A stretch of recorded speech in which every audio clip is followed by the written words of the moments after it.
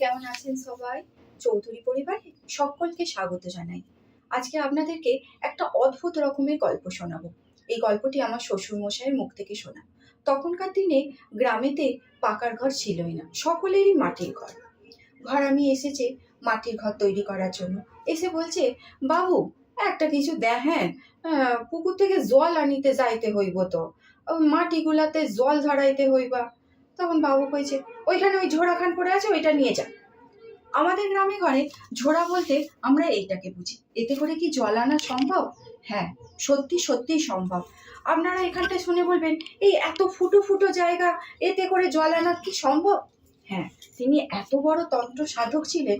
তখন ওই ঘরামিকে বলে, এর উপর ওই থলের বস্তাটা আছে, ওইটা চাপা নিয়ে তুই পুকুরে চলে যা।